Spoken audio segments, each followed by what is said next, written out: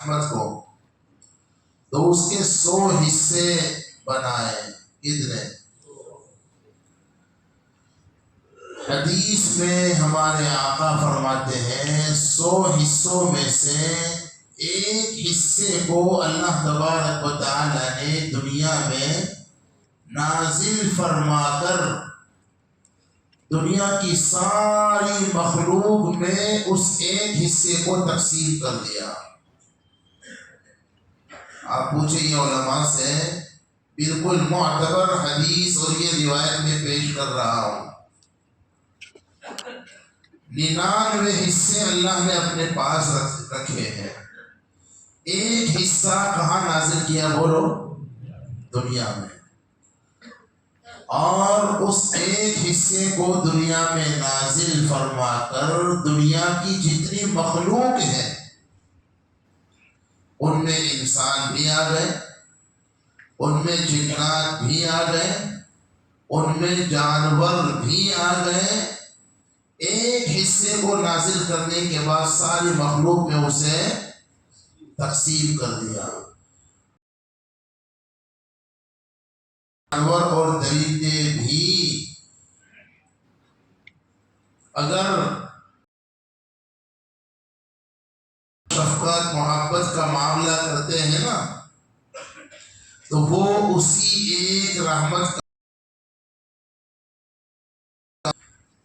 دنیا کے انسان آپس میں ایک دوسرے کے ساتھ جو رحمت کا شفقت کا معاملہ کرتے ہیں وہ بھی وہ جو اسی ایک رحمت الہی کا اثر ہے. یہ ہمارے آقا فرماتے دنیا کی مائیں ان کی محبت، ان کی شفقت، ان کی رحمت مشہور ہے. مائیں اپنے بچوں کے ساتھ جو شفقت اور جو محبت اسی ایک رحمت کا اثر ہے.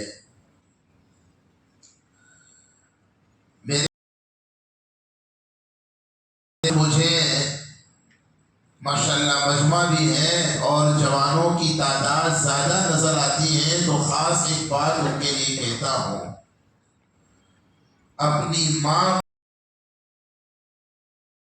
بولو.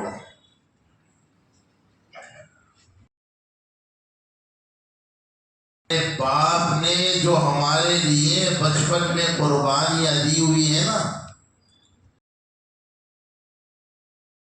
خدمت کر کے اس کا حق ادا نہیں کر سکتے. ایک حدیث شریف دونوں سناتا ہوں. ماں کی محبت کا کیا حال ہوتا ہے اس کے لیے حدیث شریف، اور خدمت کر کے بھی ماں اور باپ کی محبت کا حق ادا نہیں کر سکتے. لکھا ہے کہ حرم کعبہ میں ایک بزرگ تھے تو انہوں نے کو کندھے پر بٹھا کر بیت اللہ کا طواف کر رہا ہے. جب یہ آپ کی ویل چیئر نہیں ہوا کرتی تھی، اور آج کل تو ویل چیئر کا زمانہ بھی گیا، اب تو گاڑیوں کا زمانہ ہے. بیت اللہ کا ٹیرس میں سے کیسے ہوتا ہے؟ چپ چاپ گاڑی میں بیٹھ جاؤ، وہ گاڑی آپ کو اوپر سے لے کر اوپر ہی اوپر 7 چکر لگائی ہو گئے. تو مسئلہ جب آیا ہے تو بتلاتا ہوں، واقعی جو لوگ معذور ہیں، جو حقیقت میں معذور ہیں، چل ہی نہیں سکتے، ان کے لیے اس گاڑی سے طواف کرنے کی اجازت اور شرعاً گنجائش ہے. جو معذور نہیں ان کے لیے اس گاڑی سے طواف کرنے کی شرعاً اجازت نہیں ہے. اگر کوئی کرتا ہے تو وہ طواف شمار نہیں ہوگا. خیر یہ تو ایک بات ضمن آ گئی. بزرگ نے دیکھا کہ نوجوان کیا کر رہا ہے. جوانوں ذرا بولو. اپنی ماں کو طواف کیسے کروا رہا ہے؟ کندھے پر بٹھا کر۔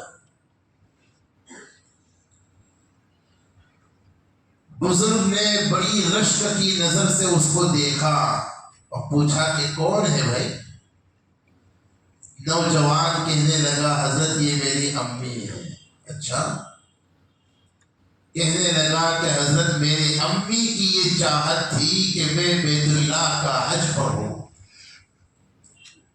اور بیت اللہ کا طواف کروں وغیرہ۔ اب میری ماں چونکہ معذور ہے، یہ بوڑھی ہو چکی ہے، اور جوانوں ماں اور باپ بوڑھے اس لیے ہو جاتے ہیں کہ انہوں نے جوانی کس کو دی تھی؟ اپنی اولاد کے پیچھے خفا رکھی تھی، ختم کر رکھی تھی۔ ماں باپ اپنی اولاد کو جوانی دے دیتے ہیں، اس لیے وہ سمجھ میں آ رہی ہے بات؟ وہ بوڑھے اس لیے ہو جاتے ہیں۔ فرماتے ہیں کہ حضرت یہ میری امی ہے، چل نہیں سکتی بڑھاپے کی وجہ سے، لیکن اس کے دل میں تمنا تھی، چاہت تھی، خواہش تھی کہ میں حج پڑھوں، تو میں نے اس کی چاہت کو پورا کرنے کے لیے میں اس کو حج میں لے کر کے آیا۔ اب یہاں آنے کے بعد یہ خود سے طواف نہیں کر سکتی تھی، تو میں اس کو کندھوں پر بٹھا کر بیت اللہ کا طواف کروا رہا ہوں۔ میرے امی مجھ سے بڑی راضی ہیں، خدا کی قسم۔ جوانوں، حدیث پاک میں آتا ہے جس اولاد کی خدمت اور اطاعت کی وجہ سے اس کے ماں باپ اس سے راضی ہوتے ہیں، تو پھر اللہ بھی اس سے راضی ہو جاتا ہے، اور جس سے اس کے ماں باپ ناراض ہوتے ہیں اس سے اس کا رب بھی ناراض ہو جاتا ہے۔ یاد رکھو، ماں باپ کو ناراض کرنے والے محض نمازوں کے ذریعے، محض تلاوتوں کے ذریعے، محض عبادتوں کے ذریعے ماں باپ کو ناراض کر کے محض تلاوتوں اور عبادتوں کے ذریعے ہم اپنے اللہ کو راضی نہیں کر سکتے۔ پوچھو ایسا حدیث میں ہے کہ نہیں؟ ہمارے آقا کی یہ باتیں ہیں کہ نہیں؟ ماں باپ کو ناراض کیا ہوا ہے، اب صرف عبادتوں سے ہم اپنا اللہ کو راضی نہیں کر سکتے۔ اللہ کو اگر راضی کرنا ہو تو پہلے اپنے ماں باپ کو بھی راضی کرو۔ سمجھ میں آ رہی ہے بات؟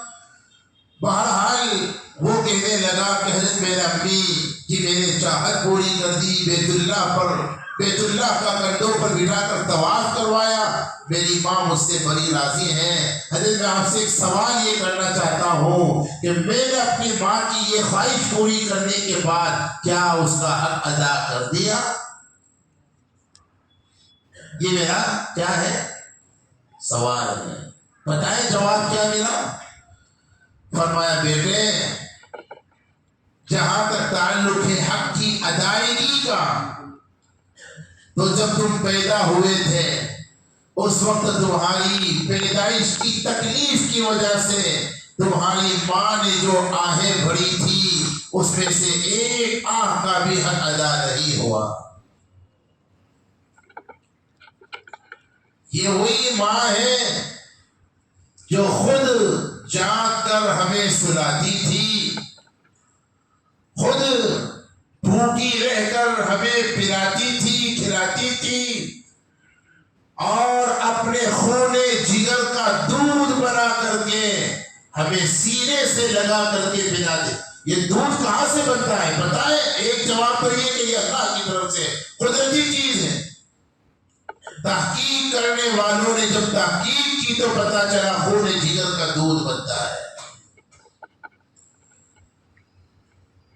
یہ خود جاگ کر ہمیں سلاتی تھی، خود تکلیف اٹھا کر ہمیں راحت پہنچاتی تھی۔ ایسی ماں کو اور ایسے باپ کو ہم کیسے بھول سکتے ہیں؟ اس لیے جوانوں، اپنے ماں باپ کا احترام کرو، ان کی عزت کرو، ان کی خدمت کرو، اپنی ذمہ داری سمجھو، اپنی سعادت سمجھو۔ حدیث پاک میں ہمارے آقا نے ماں باپ کا کیا مقام ہے اس کو 2 جملوں میں ارشاد فرما دیا۔ پیارے آقا کی زبان مبارک سے ماں باپ کے لیے جو الفاظ نکلے ہیں وہ آپ کو سناتا ہو۔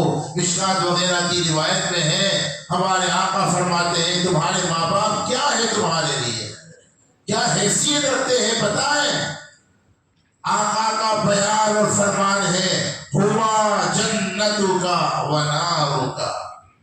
پوچھو یہ حدیث ہے، کیا فرمایا؟ تمہارے ماں باپ تمہارے لیے جنت بھی ہے اور دوزخ بھی ہے۔ کیا فرمایا؟ جوانوں بولو، تمہارے ماں باپ تمہارے لیے بولو بولو جنت بھی ہے دوزخ بھی ہے۔ کیا مطلب؟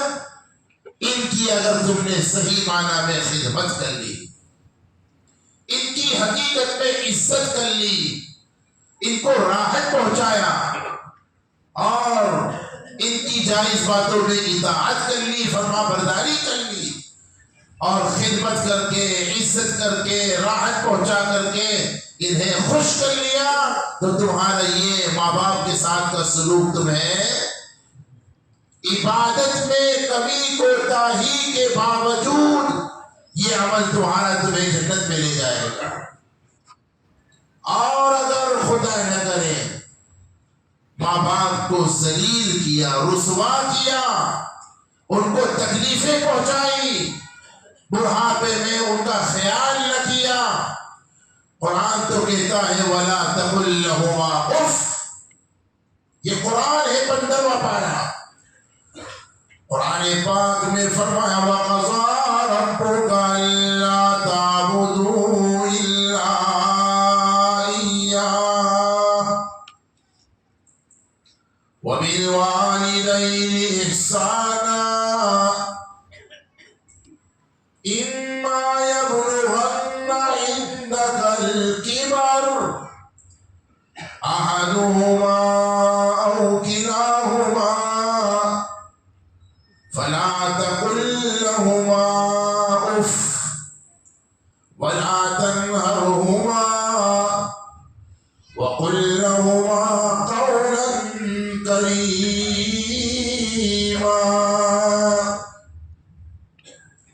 ماں باپ کے ساتھ احسان کرو۔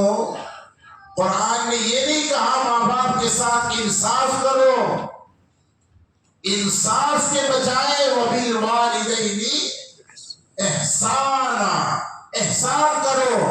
کیوں؟ انصاف کا مقام کم ہے، احسان کا مقام اور دوسرے انداز میں سمجھاؤ۔ انصاف کا مطلب تو تمہارے ذمہ ماں باپ کے جو حقوق ہیں وہ ادا کرو، اور احسان کا درجہ اس سے بھی آگے کا ہے کہ خالی ان کے حقوق ادا نہ کرو، حقوق ادا کرنے کے ساتھ ساتھ ان کے ساتھ اچھا سلوک بھی کرو۔ میں کہا کرتا ہوں پیاروں، بزرگوں، عزیزوں، چاہے تو آپ یہ بات میری لکھ کر کے رکھ لیجئے، یہ بالکل سچی پکی حقیقت ہے کہ ماں باپ کے ساتھ کا ہمارا سلوک یہ قرض ہے، اور اس قرض کا دنیا ہی میں ادا ہونا فرض ہے۔ کچھ سمجھ میں آ رہی ہے بات؟ کیا کہا؟ بولو یار بولو۔ ماں باپ کے ساتھ کا ہمارا سلوک، ہمارا برتاؤ یہ قرض ہے، اور اس قرض کا دنیا ہی میں ادا ہونا فرض ہے۔ ہم جیسا سلوک کریں گے نا اپنے ماں باپ کے ساتھ، یہ قرضہ ہماری اولاد ادا کرے گی۔ ہاں لکھ لیجئے، دلوں میں بٹھا لیجئے اس بات کو۔ اگر ہم نے اپنے ماں باپ کے ساتھ اچھا سلوک کیا تو ہم بھی جب کسی کے ماں باپ بنیں گے، ہماری اولاد جب جوان ہوگی، ہمارے ساتھ جو سلوک ہم نے کیا اپنے ماں باپ کے ساتھ، ہمارے اولاد اس سے بہتر سلوک ہمارے ساتھ کرے گی۔ اور خدا نہ کرے اگر ہم نے ان کے ساتھ برا سلوک کیا تو حدیث میں ہے، مشکات کی روایت کا خلاصہ یہ ہے، دو جرم ایسے ہیں، دو گناہ ایسے ہیں، دو برائیاں ایسی ہیں کہ اگر مرنے والا اس سے پہلے، موت سے پہلے توبہ نہیں کی تو تب تک مرے گا نہیں جب تک موت سے پہلے ان دونوں گناہوں کی سزا نہ بھگت لے۔ نمبر 1 ظلم، نمبر 2 ماں باپ کا دل دکھانا۔ سمجھ میں آ رہی ہے بات ویسے ہی چل پڑی، بڑا مقام ہے ماں باپ کا، ان کے ساتھ اچھا سلوک کرو، اپنی ذمہ داری سمجھو، اور خدا کی قسم قرآن کو پڑھیے، 21ویں پارے میں بھی 26ویں میں بھی قرآن تو ہمیں یہاں تک کہتا ہے کہ اگر تمہارے ماں باپ کافر ہو، قرآن تو ہمیں یہاں تک کہتا ہے تمہارے ماں باپ مشرک ہو، بے ایمان ہو، قرآن کہتا ہے پھر بھی ان کے ساتھ تم اچھا ہی سلوک کرو۔ وہ آیت سناتا ہوں میں قرآن کی، وَإِن جَاهَدَاكَ عَلَىٰ أَن تُشْرِكَ بِهِ مَا لَيْسَ لَكَ بِهِ عِلْمٌ فَلَا تُطِعْهُمَا وَصَاحِبْهُمَا فِي الدُّنْيَا مَعْرُوفًا۔ ماں باپ ہوتے ہیں، اگر وہ نیک ہے کہ برے ہیں وہ ان کا اور اللہ کا معاملہ ہے، تمہارے لیے تو وہ لوگ ماں باپ ہیں، وہ اگر نیک نہیں بھی ہیں تو وہ ان کے اور اللہ کے درمیان کا معاملہ ہے، تمہارے لیے خالی وہ کون ہے؟ بس تم یہ دیکھو ماں باپ ہے میرے، نیک نہیں ہے تو اس میں کیا ہوا، وہ ان کا اور اللہ کا معاملہ ہے، اگر وہ مسلمان بھی نہیں ہے خدا نہ کرے تو وہ بھی ان کا اور اللہ کا معاملہ ہے، ماں باپ ہے، ان کے ساتھ اچھا سلوک کیا جائے۔ ہاں اگر کوئی ناجائز بات کا ماں باپ حکم دے تو فلا تطعهما، قرآن کہتا ہے وصاحبهما فی الدنیا معروفا، لیکن پھر بھی اچھا سلوک ان کے ساتھ ہے۔ ایسے ہے کوئی مذہب دنیا میں اسلام کے علاوہ کہیں یہ تعلیم ہے؟ قرآن کے علاوہ اتنی پاکیزہ تعلیم کہیں مل سکتی ہے؟ قرآن کو پڑھیے، دین کو سیکھیے، دینداروں سے کانٹیکٹ کیجیے۔ بہرحال بات تو چل پڑی تھی، اللہ کی رحمت ماؤں سے بہت زیادہ ہے۔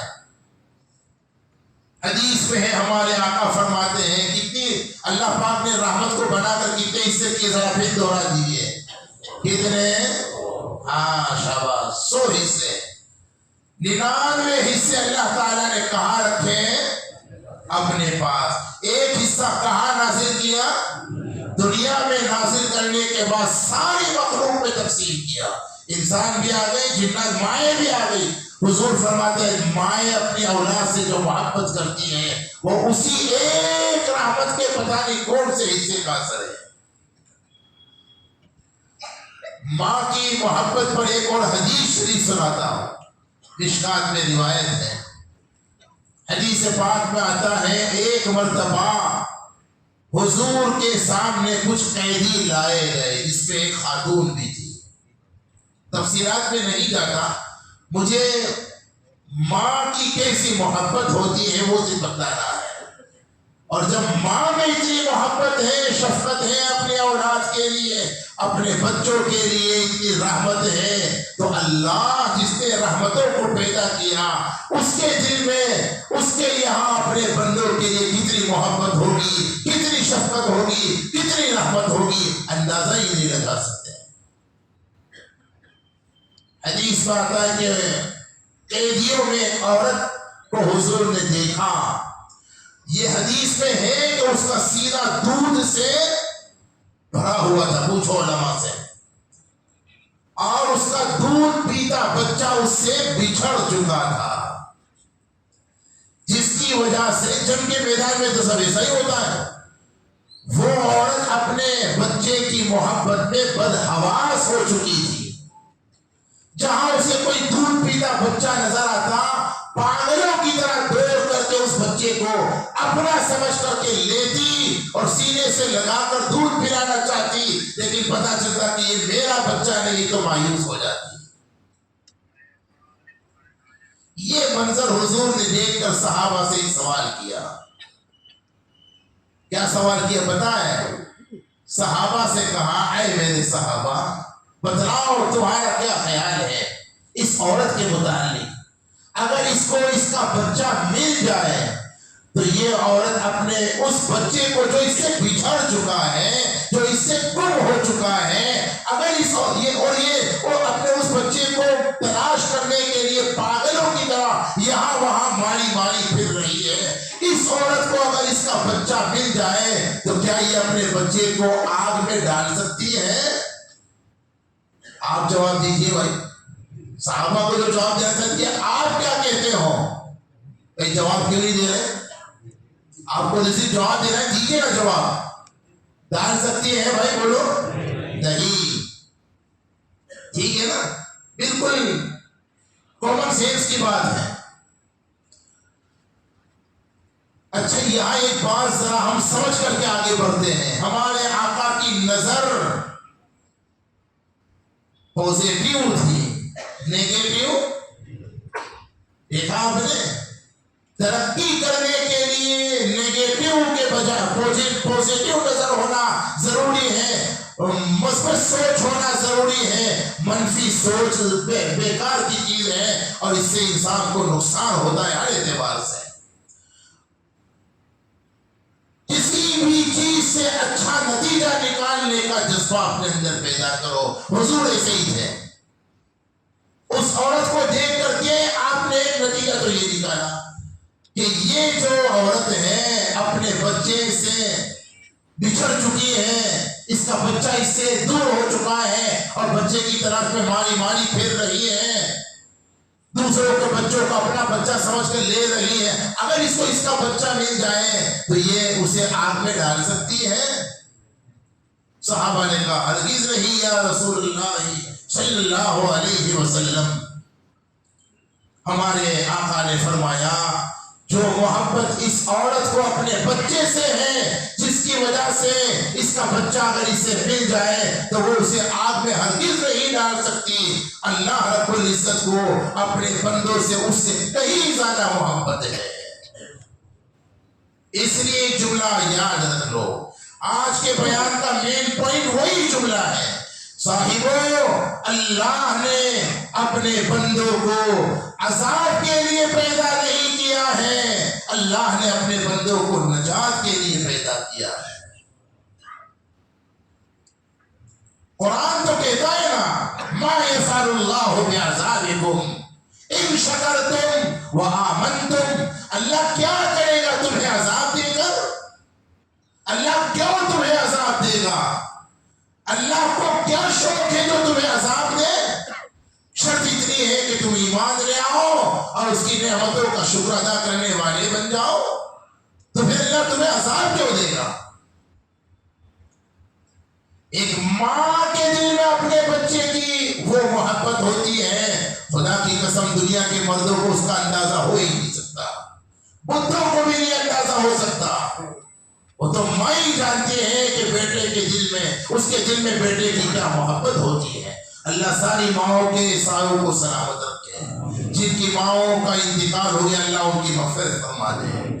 تو جب ایک ماں کے دل میں اپنے بچے کی اتنی محبت ہے جو خداوند کریم کی ایک رحمت کا اثر ہے، تو جس خدا نے رحمتوں کو بنا کر کے 99 حصے اپنے پاس رکھے ہیں،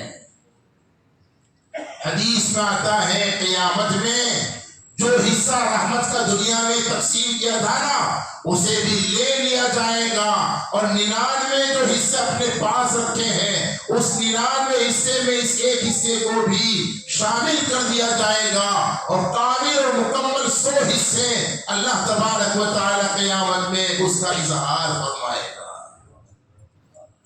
اس وقت شفاعت کبریٰ کے بعد پھر جب اللہ کی رحمت کا دریا جوش میں آئے گا معمولی معمولی بہانوں سے ایمان والوں کو بخش دیا جائے گا. صرف شرط اتنی ہے دنیا سے اپنے ایمان کو بچا کر لے جاؤ بس. یہ جو خانقاہی فکریں ہیں، یہ جو دعوت و تبلیغ کی فکریں ہیں، یہ جو مدارس کی فکریں ہیں، یہ جو دین کی جن جن شکلوں میں محنتیں ہیں، کوششیں ہیں، جو جن شکلوں میں کر رہا ہے، ہر ایک کا بنیادی مقصد یہی ہے اللہ نے جو ایمان دیا ہے وہ ایمان بچا کر صرف لے جائے بس. تو انشاءاللہ معمولی معمولی بہانوں سے بخش دیا جائے گا. میں نے وہ آیت کریمہ پڑھی تھی قل یا عبادی الذین والی، اس کی تفسیر میں نہیں جاتا ابھی. اس کی بہت شاندار تفسیر ہے، اس کا شان نزول بڑا کمال کا ہے. اس کے لیے مجھے تھوڑا وقت چاہیے جو آج نہیں، شاید ہو سکتا ہے کل ول. عبداللہ ابن عباس نے اس کا شان نزول یہ آیت کب نازل ہوئی تھی اور اس کے نازل ہونے کا عجیب و غریب واقعہ کیا ہے، تفسیر ابن عباس میں بھی موجود ہے. تنبیہ الغافلین میں فقیہ اللیث میں بھی لکھا ہوا ہے انشاءاللہ بعد میں. لیکن قیامت میں جب اللہ تبارک و تعالیٰ کا دریائے رحمت شفاعت کبریٰ کے بعد جوش میں آئے گا اور رحمتوں کے 100 حصوں کا استعمال جب ہوگا تو بعض روایتوں میں آتا ہے اللہ کی رحمتوں کو دیکھ کر شیطان تک یہ تمنا کرنے لگے گا کہ شاید ہو سکتا ہے آج میری جو تفصیل کر دی جائے، حالانکہ ہوگا نہیں. اللہ کی دریائے رحمت کو جب جوش دیکھے گا وہ بھی کچھ امید کرنے لگے گا. کیسا ہوگا؟ بہت مثالیں ہیں روایتوں میں. ایک مثال پیش کرتا ہوں. امام غزالی رحمت اللہ علیہ نے الدرۃ الفاخرہ فی کشف علوم الآخرہ، یہ ان کی کتاب ہے، اس میں ایک روایت بلا سند کے لکھی ہوئی ہے. علماء کے لیے اشارہ میں نے کیا. قیامت میں ایک جگہ ہوگی، اس کا نام ہے اعراف. کیا نام ہے ذرا؟ سورت کا بھی نام ہے قرآن پاک میں. 8ویں پارے میں جو سورت شروع ہوتی ہے نا، آدھے سے لے کر پھر 9ویں پونے تک چل رہی ہے، وہ اس کا نام سورت یہ اعراف کیا ہے؟ پوچھو علماء سے. جنت اور جہنم کے درمیان میں جو جگہ ہے یا جو دیوار حائل ہے وہ اس کی کیا کیفیت ہے اللہ عالم. جنت جہنم کے درمیان کی جو جگہ ہے اس جگہ کا نام ہے، بولو بھائی، اعراف. سمجھ میں آ رہی بات؟ یہاں کس کو رکھا جائے گا تو کئی روایتیں ہیں، کئی اقوال ہیں. ایک اور یہ بھی ہے جنت جہنم کے درمیان کی جو جگہ ہے جس کو اعراف کہتے ہیں، یہاں ان لوگوں کو بھی رکھا جائے گا جن کی نیکیاں اور برائیاں سیم کمپنی میں ہے. کہیں میں ہے؟ ذرا بولو نہیں یار، تھوڑا مزاق بھی تو ہونا چاہیے نا یار. وہ سیدھے تو نہیں بتائے گا. جن کی نیکیاں اور برائیاں سیم کمپنی. کیا مطلب؟ نیکیاں بھی 50% نیکیاں ہے، 50% سمجھے؟ کب تک وہاں رہیں گی؟ جب تک اللہ چاہے گا. ان کا کیا ہوگا آگے وہ تفصیلات میں نہیں جاتا. انہی میں سے ایک بندہ، میں نے حوالہ پہلے ہی امام غزالی کی کتاب کا اور اس روایت کا حکم بھی بتلا دیا. انہی میں سے ایک بندہ، نیکیاں بھی برابر اور گناہ بھی برابر، برائیاں بھی برابر. یعنی جہنم سے تو بچ گیا چونکہ نیکیاں برائیاں برابر ہے، لیکن جنت میں جا نہیں سکا. جنت میں جانے کے لیے خالی ایک ووٹ کی ضرورت ہے. کتنے؟ ایک ووٹ کہیں سے مل جاوے، اس کا کام بن جاوے. اب جو بندہ دنیا میں ایک ووٹ سے ہار جاوے اس کی پوزیشن کیا ہوگی؟ ایک دفعہ کشمیر میں ڈوڈا میں ہمارا بیان تھا تو وہاں غلام محمد سروری MLA تھے، میرے پاس ہی بیٹھے ہوئے تھے. میں نے کہا پوچھو، وہاں یہ بات چل پڑی تھی، یہی بات آ گئی. میں نے کہا یہ سروری صاحب سے پوچھ لو آپ اگر یہ الیکشن میں خالی ایک ہی ووٹ سے بڑا الیکشن ہار جائے تو ان کا تو ہارٹ فیل ہو جائے. خدا کی قسم جو ایک نیکی سے جنت ایک نیکی کی وجہ سے جنت سے محروم رہے گا اس سے زیادہ افسوس اس کو ہوگا جس کو ایک ووٹ سے ہارنے پر دنیا میں ہوتا ہے. خیر اب یہ بندہ اللہ کے حضور دیکھو اللہ تبارک و تعالیٰ کیسے کیسے بہانے ایمان والوں کی بخشش کے لیے. بڑا شاندار یہ واقعہ. یا اللہ مجھے ایک موقع دے دیا جائے. اتنا بڑا مجمع ہے یہ خالی مہوا کا چھوٹا سا مجمع نہیں عرب مسجد والا. فرسٹ مین سے لے کر لاسٹ مین تک کے انسان ہے. مجھے معلوم ہے اللہ میری ماں کو ڈھونڈنا بڑا مشکل ہے لیکن مجھے ایک چانس دیا جائے میں ڈھونڈ لوں گا اپنی ماں کو اس پورے مجمع میں سارے انسانوں میں اور پیر پکڑ کر کے ماں سے کہوں گا امی ایک نیکی دے دیجئے تو نے مجھے دنیا میں بہت کچھ دیا ہے ایک نیکی مجھے مل جائے تو میری جنت پکی ہو جائے. ڈھونڈ لوں گا میں اپنے باپ کو اس مجمع میں. اگرچہ مشکل ہے اپنے بھائیوں کے پاس جاؤں گا بہنوں کے پاس دوستوں کے پاس جا کر لوگوں سے خوشامد کروں گا. کوئی مجھے کتنی نیکی آج قدر کر لو صاحبو. اگر دنیا کی کرنسی مال ہے آخرت کی کرنسی اعمال ہے اور نیکی ہے. یہاں مال کا چلن ہے وہاں اعمال کا اور نیکی کا چلن ہوگا. آج موقع ہے عمل کا اجر نہیں ہے. عمل ہمارے سامنے ہے اگرچہ اجر نہیں ہے. وہاں اجر تو ہوگا عمل کا موقع نہیں ہوگا. چنانچہ اللہ تبارک و تعالی ٹھیک ہے اس کو اجازت دے دیں گے جاؤ بھائی تم بھی اپنا شوق پورا کر لو. کوئی اگر تم کو ایک نیکی دیتا ہو ڈھونڈ لاؤ. یہ بندہ کچھ امید لیے ہوئے اعراف سے میدان محشر میں آ کر کے ڈھونڈتا پھرے گا لوگوں کو اپنوں کو دوستوں کو بھائیوں کو رشتہ داروں کو. بڑی محنتوں مشقتوں کے بعد ملیں گے بھی. ہر کسی کے پاس جا کر پلیز خالی ایک نیکی دے دو. وہ دوست جن کے ساتھ آوارہ گردی کیا کرتا تھا راتوں میں عیاشیاں فحاشیاں کیا کرتا تھا وہ دوست بھی اس کا انکار کرے نا بھائی یہ کام یہ دوستی نہیں اپنی. جوانوں قیامت کے دن ہر وہ دوستی جو برائی پر مبنی تھی جن دوستوں کی وجہ سے بری عادتوں میں مبتلا ہوئے تھے ہر ایسی دوستی قیامت میں دشمنی سے بدل جائے گی. قرآن میں 19 پارہ ہر ایسا دوست اپنے برے دوست کو قیامت میں دشمن سمجھے گا جس کی وجہ سے پکچر دیکھنے کا عادی بنا تھا جس کی وجہ سے گرل فرینڈ کو لے کر دوڑا کرتا تھا اور جس کی وجہ سے نشوں کا عادی بنا تھا اور جس کی وجہ سے آوارہ گردیاں کرتا تھا اور جس کی وجہ سے ماں باپ کو ٹھکراتا تھا ناراض کرتا تھا. اگر ماں باپ نے پیسہ نہیں دیا تو دوستوں کو خوش کرنے کے لیے ماں باپ سے پیسہ مانگتا اور نہ دینے پر ماں باپ کے ساتھ جھگڑے کرتا مارتا ہاتھ اٹھاتا.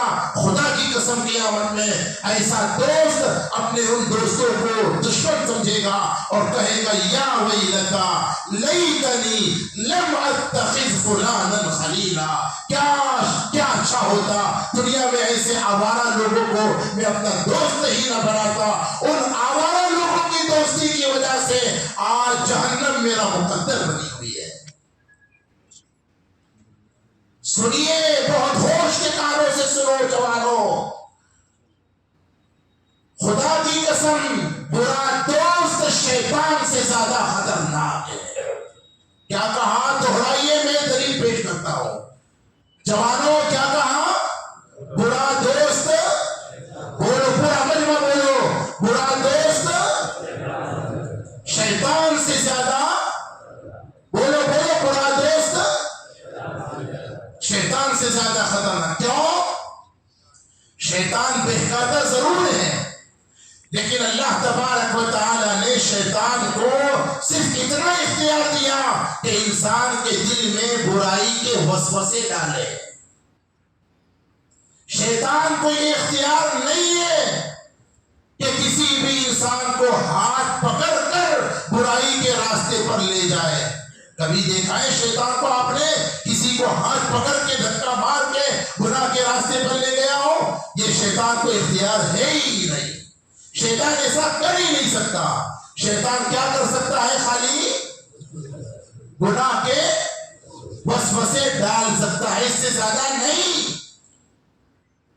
برا دوست ہاتھ پکڑ کر گناہ کے راستے پہ لے جاتا ہے، خود بھی گناہ کرتا ہے، آوارہ گردی کرتا ہے، اپنے دوستوں کو بھی. ہے نا؟ ہو رہا ہے کہ نہیں ہو رہا ہے؟ اب سوچئے کہ یہ برا دوست شیطان سے زیادہ خطرناک ہوا کہ نہیں؟ کتنے افسوس کی بات ہے، ہمارے جوان سماج پر بوجھ بنے ہوئے ہیں. کیوں؟ بری صحبتوں کی وجہ سے، بری دوستیوں کی وجہ سے.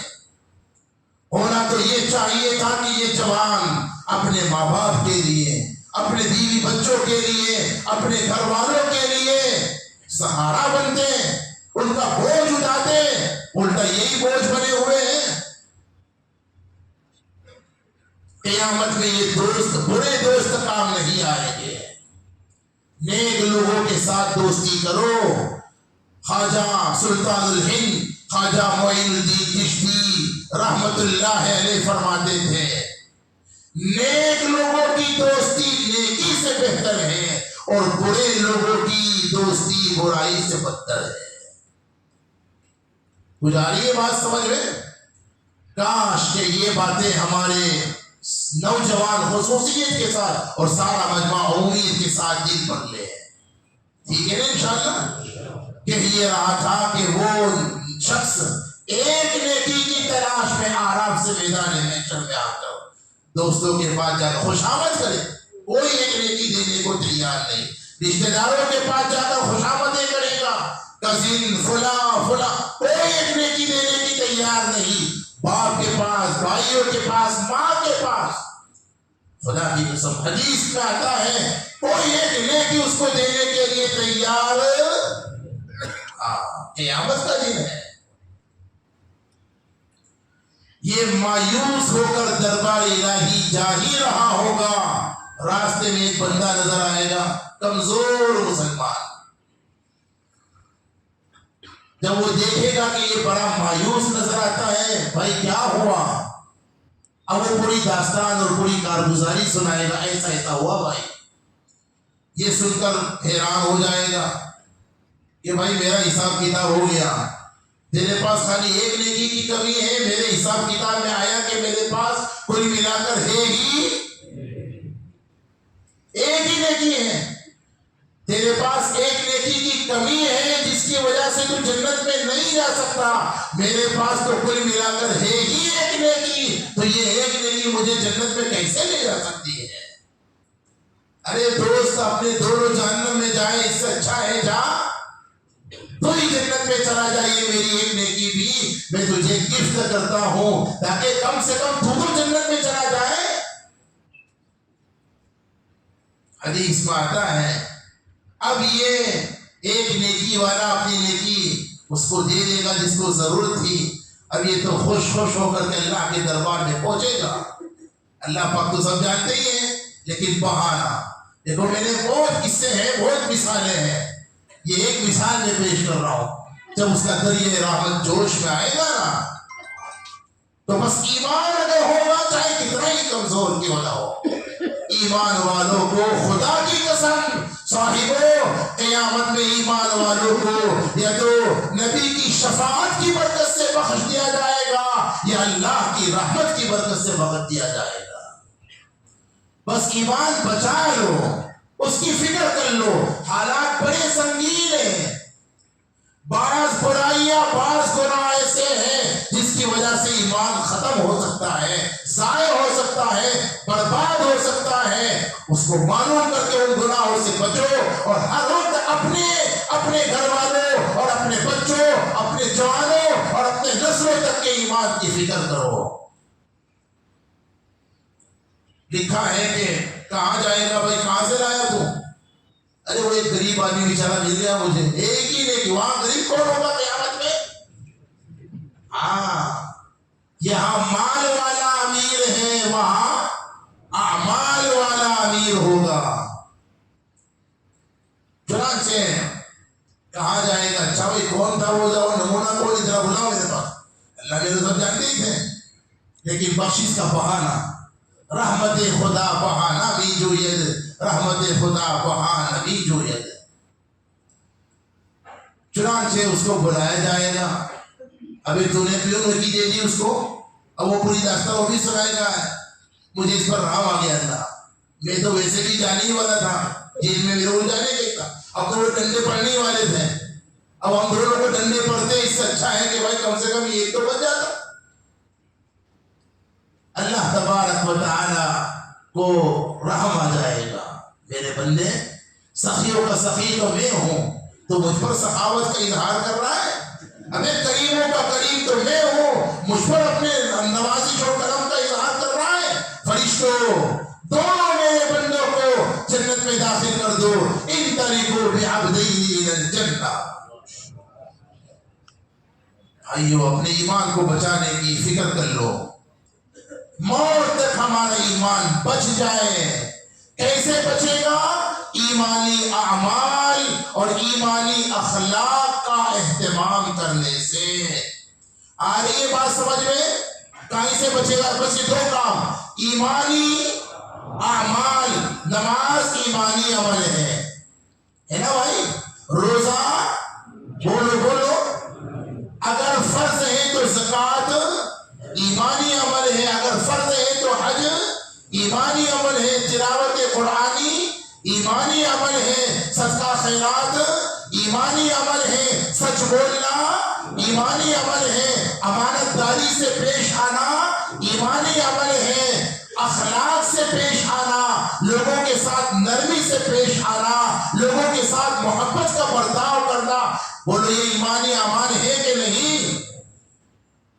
دو چیزیں, ایمانی اعمال کا اہتمام کر لو اور ایمانی اخلاق کو اختیار کر لو, ایمان کی حفاظت ہو جائے گی. سیدھا لوجک ہے, کوئی بہت مشکل باتیں نہیں بیان, اور پوری ذمہ داری سے بتلاتا ہوں. کتنے کام کرنے ذرا بولو. پہلا کام ایمانی اعمال, میں نے اس کی کچھ مثالیں پیش کی ابھی. اب آگے کی باتیں اپنے علماء سے پوچھو, اگر آپ کسی سے بیٹھے تو ان سے پوچھو. پہلا کام ایمان کی حفاظت کے لیے ایمانی اعمال کا اہتمام کرنا, اور دوسرا کام ایمانی اخلاق کو اختیار کرنا. اگر اعمال اور اخلاق میں کوئی کمی ہو جائے تو اللہ سے بولو بولو معافی مانگنا. کریں گے انشاءاللہ. اللہ تعالیٰ مجھے بھی توفیق عطا فرمائے, آپ کو بھی توفیق عطا فرمائے, اپنی رحمتوں سے دنیا میں بھی اور آخرت میں بھی ہم میں سے کسی کو کبھی محروم نہ فرمائے. آمین. وآخر دعوانا الحمدللہ رب العالمین. حضرت مولانا رشید صاحب دعا فرمائیں.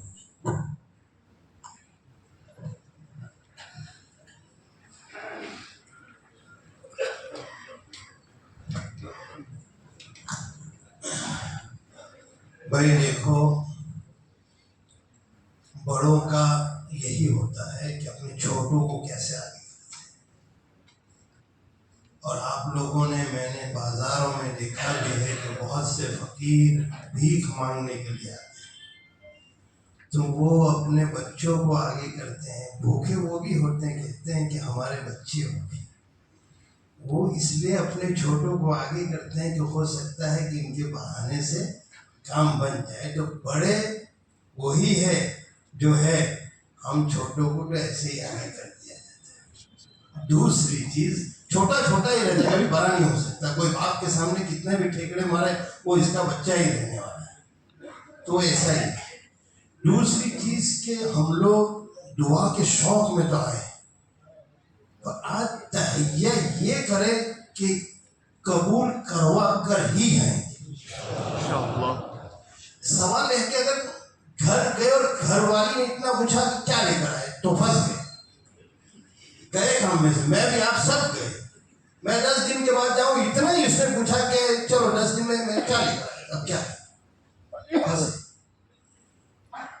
تو اللہ کو یہ بھی تو کہنا پڑے گا کہ وہ پوچھیں گے تو کیا کہیں کہ بھائی تیری اور میری مغفرت کروا دیا تب تو معاملہ کوئی پرابلم نہیں.